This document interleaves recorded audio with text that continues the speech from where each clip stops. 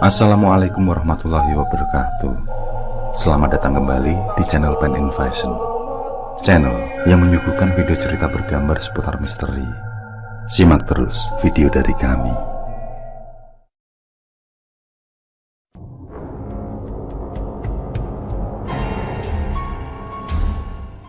Anes yang melihat kejadian tersebut lewat ponselnya baru menyadari kalau ternyata berbarengan saat ia kesurupan semalam. Anehnya ia merasa berada di lokasi kecelakaan dan menyaksikan sesaat sebelum peristiwa tragis itu terjadi. Di samping itu, ada perasaan puas di dalam dirinya atas kematian Alek.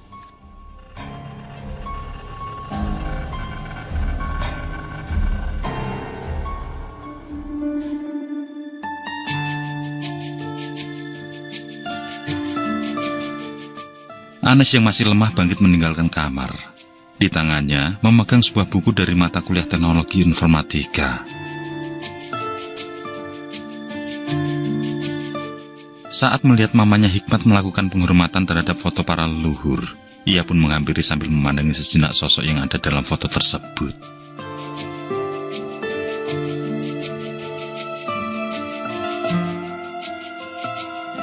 Ini adalah kakek buyut kita, Nes. Namanya Anli.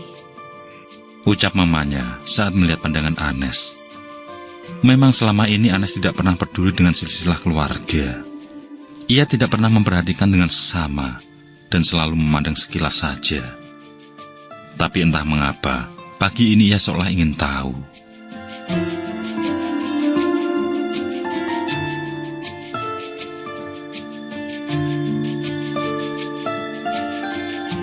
Si mama melanjutkan, di bawah foto dari pria tua tersebut, yakni berada di samping kanan dan kiri altar, terdapat dua buah papan putih yang bertuliskan menggunakan huruf Cina.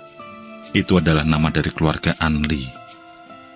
Yang di sebelah kanan bertuliskan Ahong, dan yang di sebelah kiri bertuliskan Sunli.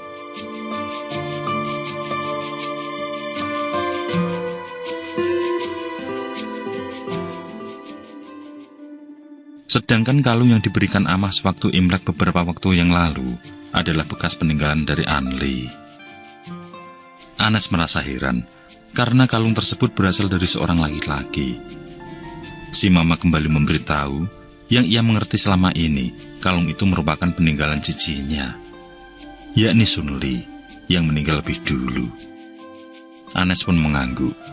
Ia tidak lagi bertanya, juga tidak ikut mamanya memberikan penghormatan, melainkan melangkah ke teras untuk menyegarkan badan.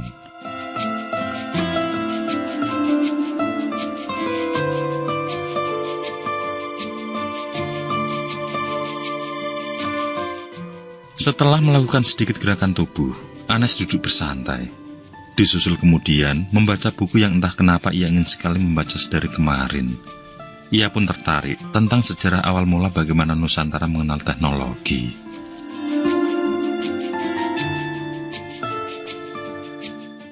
Yakni pada zaman kolonial Belanda, di mana beberapa daerah di Jawa diperkenalkan oleh teknologi-teknologi dari Barat. Di era pemerintahan Gubernur Jan Pietersen, perkembangan teknologi sangatlah pesat, khususnya di sektor industri, pendidikan dan perdagangan.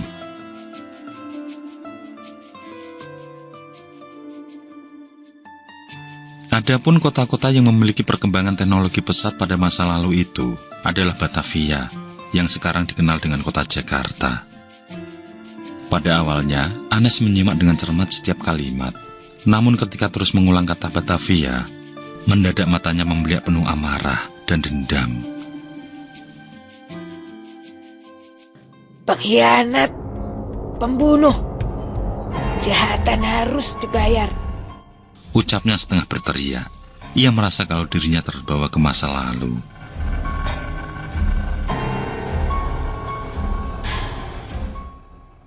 Amah yang malam itu menginap tampaknya sudah tahu jika hal itu kembali menimpa Anes. Ia yang sudah bersiap untuk melakukan ritual pengusiran arwah, menyuruh Yohan dan mamanya mengajak Anes masuk ke dalam rumah. Amah sendiri sudah berpakaian layaknya seperti tokoh di film vampir Cina. Setelah dibujuk, Anes pun masuk ke dalam kamarnya. Johan dan mamanya yang ikut mendampingi merasa sangat khawatir dan diliputi ketegangan. Amah yang didampingi Papa Anes dengan membawa sebuah guci kecil langsung masuk ke dalam kamar menutup pintunya. Sedangkan Anes menatap Amah dengan suara menggeram.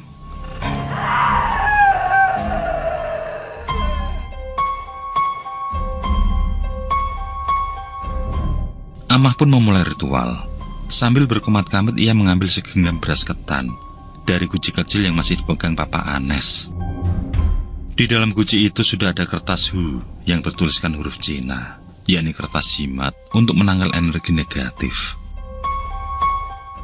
Setelah beberapa detik, beras ketan tersebut dilemparkan pada beberapa bagian tubuh Anes, disusul kemudian mengarahkan kedua tangannya pada tubuh Anes. Seketika, ternampak sosok wajah dari wanita Cina berpakaian merah. Namun penampakan itu hanya sebentar saja, yang kemudian raib entah kemana. Bersamaan dengan itu pula, Anes lemas, tidak sadarkan diri.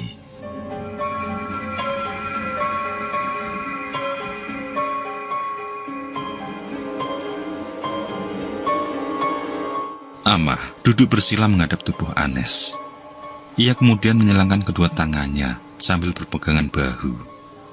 Ia menyuruh Papa Anes mengambil lonceng di dalam guci, lalu berpesan bahwa ia akan masuk ke alam gaib. Papa Anes disuruh waspada dan terus memperhatikannya. Apabila nafasnya sudah tidak teratur, maka lonceng itu harus segera ia bunyikan. Papa Anes hanya mengiyakan tanpa bertanya apapun. Ia meletakkan guci dan mengambil lonceng dari dalam.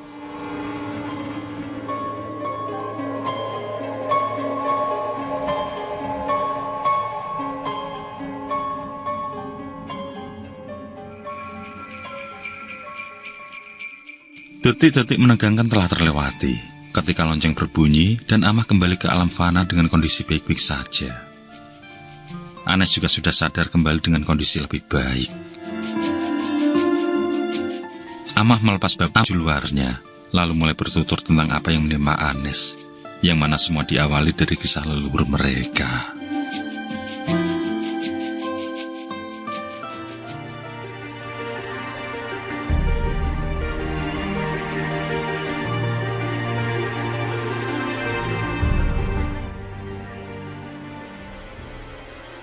Batavia, 1740. Hiduplah seorang saudagar Cina bernama Huang Li yang dipanggil Ahong. Ia dikaruniai dua orang anak, yakni Sun Li dan An Li. Sedangkan istrinya meninggal di Tiongkok akibat terserang wabah pes yang menyerang negeri itu, hingga nasib membawa keluarganya pindah ke salah satu wilayah di Asia Tenggara. Berkat ajakan beberapa temannya untuk melakukan migrasi, diputuskanlah Nusantara menjadi tujuannya. Dikarenakan Nusantara pada saat itu merupakan sektor perdagangan yang pesat di bawah pemerintahan Hindia Belanda. Ahong yang merupakan seorang pedagang akhirnya memutuskan mendaftarkan dirinya menjadi anggota imigran ke Nusantara pada sebuah perserikatan dagang di Tiongkok, yang ternyata ia juga memiliki keluarga yang sudah lebih dulu menetap di Nusantara. Beberapa tahun menetap di Nusantara, Ahong menjadi makmur dan usahanya berkembang pesat. Hingga ia pun akhirnya menjadi seorang saudagar yang kaya raya. Banyak dari kalangan ningrat maupun pejabat-pejabat Belanda menjadi langganannya. Adapun barang yang dijual adalah cengkeh, tembakau, dan beberapa tanaman herbal Cina, yang mana barang-barang tersebut sangatlah dicari dan dengan harga jual yang tinggi.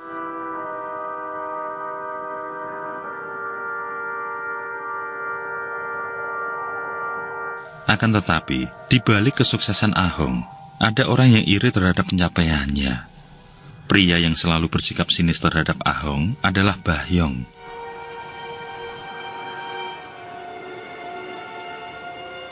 Dengan kumis seperti sungut lele, Bahyong selalu mencari cara untuk menjatuhkan Ahong. Bahkan tidak segan-segan ingin menghabisi nyawanya. Pada saat itu, kedua anak Ahong semakin besar. Kedua anak Ahong semakin betah tinggal di bumi pertiwi dan tidak mau kembali ke negeri tempat kelahiran mereka. Sun Li berusia 20 tahun, sedangkan An Li berusia 13 tahun. Kecantikan yang dimiliki Sun Li membuat banyak dari kaum laki-laki tertarik untuk mendekatinya. Dan Sun Li pun terlibat kisah asmara dengan seorang laki-laki berdarah Cina dan Jawa bernama Wang. Hubungan mereka dimulai pada saat bertemu di sebuah opera Cina. Namun kisah asmara mereka berdua harus kandas akibat fitnah yang disebarkan oleh Bahyong. Dari hubungan mereka, pria licik itu menemukan ide untuk menghancurkan Ahong, yakni dengan mengirim orang-orang bayaran untuk memfitnah pasangan itu.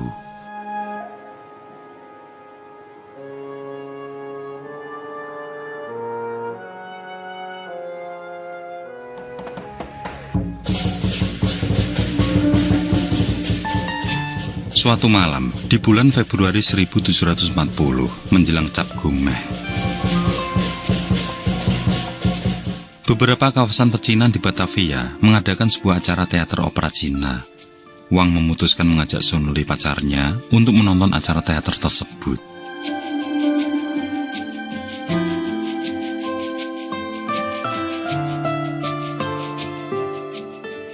Di perjalanan, mereka saling bercanda satu sama lain. Yang tanpa mereka sadari, beberapa orang sedang mengintai. Pada saat separuh perjalanan, pasangan itu menemukan seseorang terbaring di tengah jalan. Sosok itu tidak bergerak sama sekali.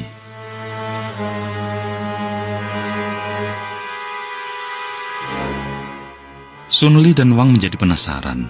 Wang memerintahkan Sun Li untuk tetap di tempat dan ia yang akan mengecek keadaan sosok pria tersebut.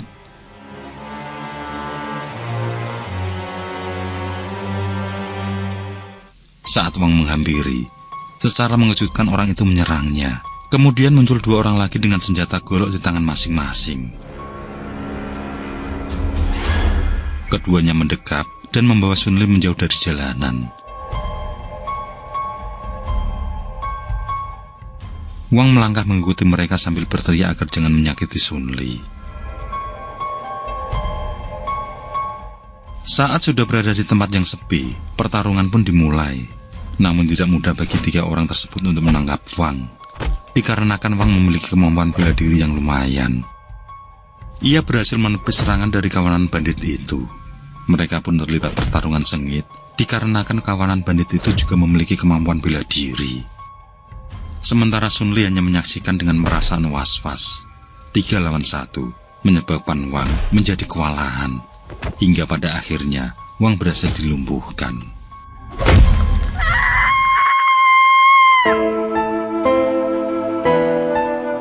Kawanan bandit itu pun mengincar Sun Li yang berteriak histeris. Namun suasana di tengah semak tentu sangatlah sepi. Di tengah ancaman golok, Wang menyaksikan sebuah pemandangan terburuk seumur hidupnya. Para bandit itu menyetubuhi Sun Li secara bergantian.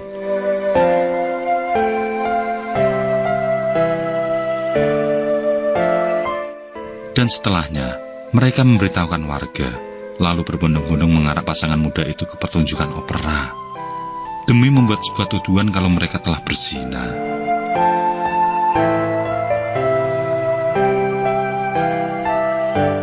Para kawanan tersebut memberitahukan pada Bahyong kalau misi mereka telah berhasil. Bahyong yang langsung ke acara pementasan memasang senyum penuh kemenangan. Wang dan Sun Li saling berebut menyampaikan kebenaran, namun tidak ada seorang pun yang percaya, karena semua telah terhasut ucapan para bandit.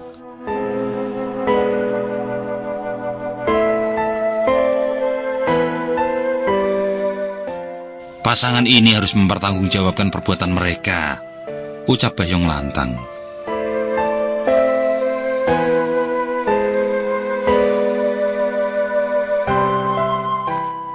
Pada akhirnya, diusirlah keluarga Ahong pergi dari perkampungan Cina di Batavia, yang dengan terpaksa mereka harus pindah ke pemukiman lain di luar Batavia.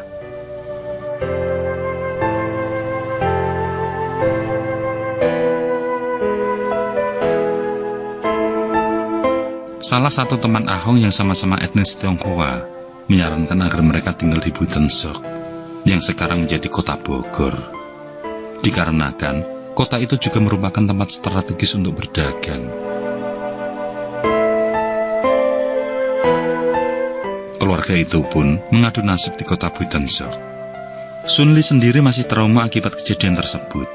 Dan yang lebih membuat ia hancur adalah karena ia hamil akibat pemerkosaan yang menimpanya. Ia sempat berniat ingin bunuh diri demi menghilangkan aib. Tetapi niat itu ia urungkan karena nasihat ayahnya. Pada akhirnya, Sun Li melakukan aborsi dengan penuh penyesalan. Ia juga tidak pernah lagi mendengar kabar tentang Wang. Ia benar-benar tidak mengetahui keberadaannya sama sekali. Lelaki yang sangat dicintainya itu seperti hilang di telan bumi.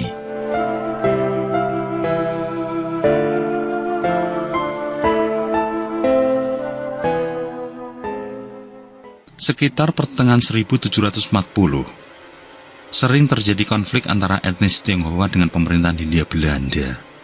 Terjadi pemberontakan-pemberontakan dari beberapa kaum pribumi maupun warga keturunan Tionghoa. VOC yang saat itu mengalami krisis ekonomi dan politik yang disebabkan Belanda terlibat konflik dengan Prancis dan Jerman, membuat kebijakan membayar pajak mahal yang diperuntukkan bagi warga Tionghoa. VOC pun memutuskan untuk memonopoli para pedagang Tionghoa yang menetap di daerah Jawa, dikarenakan di antara para pedagang imigran yang datang ke Batavia, pedagang Tionghoa lah yang cukup makmur dalam segi pendapatannya, sehingga mereka menjadi objek yang tepat untuk melakukan pemerasan. Bagi orang-orang Cina yang tidak mampu membayar upeti, mereka diancam akan dipenjara atau dipulangkan ke Tiongkok, mengingat situasi ekonomi yang sulit. Bahkan terdengar desas-desus kalau mereka tidak mau dipulangkan ke Tiongkok, melainkan dilemparkan begitu saja ke tengah laut. Kabar itu membuat orang-orang Cina yang menetap di wilayah Jawa menjadi resah akibat kebijakan-kebijakan yang dibuat oleh VOC. Tak ayal, akibat pemerasan itu, beberapa etnis Tionghoa, baik buruh, pengusaha maupun mereka yang berprofesi sebagai pegawai di pabrik-pabrik milik Belanda, melakukan beberapa pemberontakan.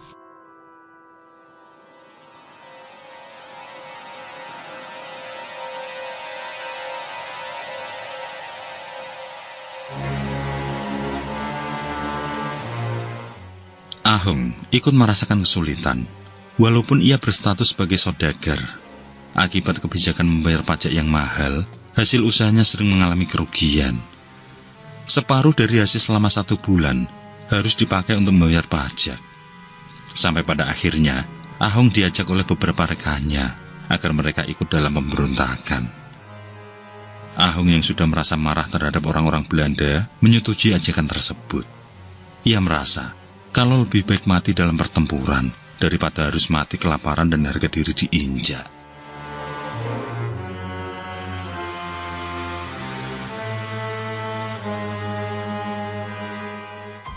Awal Oktober 1740, orang-orang Cina memutuskan untuk melakukan perlawanan besar-besaran terhadap Belanda.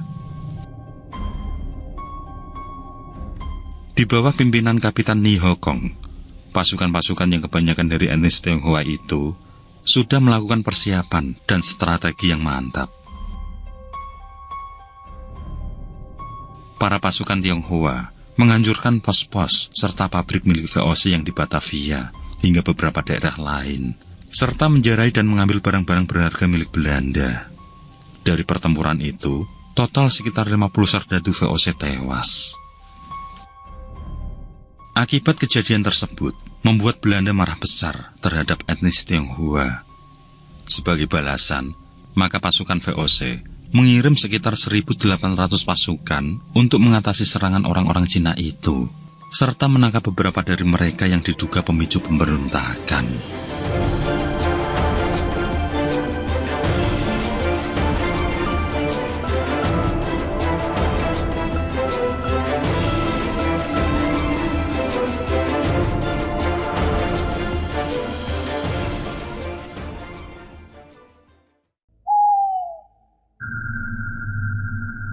Oke, terima kasih.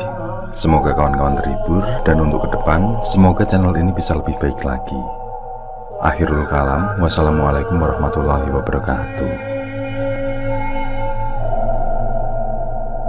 Sesandingan hormat kali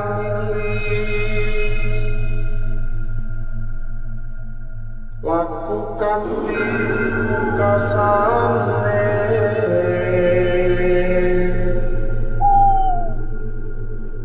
andap kersanengku